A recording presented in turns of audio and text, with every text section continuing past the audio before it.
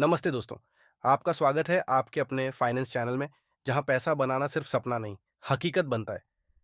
आज हम बात करने जा रहे हैं एक ऐसे टॉपिक पर जो कई लोगों को कंफ्यूज करता है। डिविडेंड। डिविडेंड क्या होता है? इस पर टैक्स कैसे लगता है? और म्यूचुअल फंड में डिविडेंड कैसे काम करता है? वीडियो के आखिर में हम आपको एक स्मार्ट टिप भी देंगे, जिससे आप टैक्स बचा सकते हैं। तो बने रहिए वीडियो के अंत तक। डिविडेंड क्या होता है? सोचिए आप किसी कंपनी के हिस्सेदार बन गए, यानी आपने उसके शेयर खरीदे। अब वो कंपनी जब मुनाफा कमाती है, तो उसका कुछ हिस्सा अपने शेयर होल्डर्स को देती है। यही हिस्सा कहलाता है डिविडेंड। ये एक तरह की पैसिव इनकम होती है। बिना कुछ किए आपके खाते में पैसा आता है। उदाहरण के लिए, अगर आपने इन्फोसिस के 100 शेयर रखे हैं और कंपनी 20 रुपए का डिविडेंड देती है, तो आपको सीधे 2,000 रुपए मिलेंगे। कमाल की बात यह है कि ये आपके शेयर बेचने से नहीं आता, आपको कंपनी के प्रॉफिट से हिस्सा मिल रहा है। डिविडेंड पर टैक्स कैसे लगता है? पहले क्या होता था कि कंपनी टैक्स भरती थी और फिर आपको डिविडेंड मिलता था, यानी आपके लिए टैक्स फ्री। लेकिन 2020 के बाद से ये बदला गया। अब डिविडेंड रिसीवर यानी आप टैक्स देते हैं। आपके डिविडेंड पर टैक्स आपकी इनकम स्लैब के अनुसार लगता है। अगर आपकी सालाना इनकम 5 लाख से कम है, तो आप टैक्स नहीं देंगे।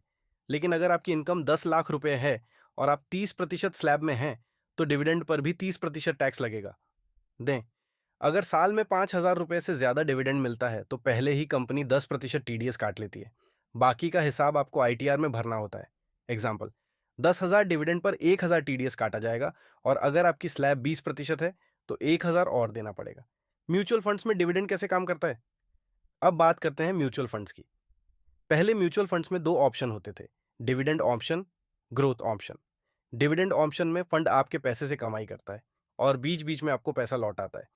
लेकिन 2021 के बाद इस पर भी टैक्स लगने लगा। अब डिविडेंड ऑप्शन पर भी आपकी इनकम स्लैब के अनुसार टैक्स लगता है। आजकल ज्यादातर एक्सपर्ट्स ग्रोथ ऑप्शन की सलाह देते हैं, क्योंकि उससे पैसा रीइन्वेस्ट होता है और लॉन्ग टर्म में ज्यादा फायदा होता है। कौन सा ऑप्शन चुने? अगर आपको रेगुलर इनकम चाहिए, जैसे कि रिटायरमेंट के बाद, तो डिविडेंड ऑप्शन बेहतर है।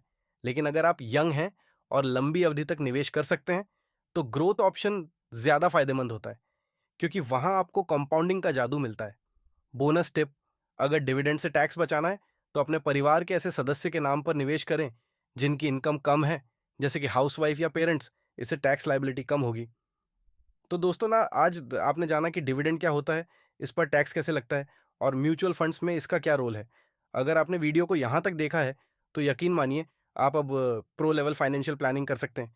इस वीडियो को लाइक ज़रूर करें, शेयर करें अपने दोस्तों और फैमिली के साथ, और हाँ, सब्सक्राइब करना ना भूलें, क्योंकि ऐसा फाइनेंस ज्ञान हर किसी को मिलना चाहिए।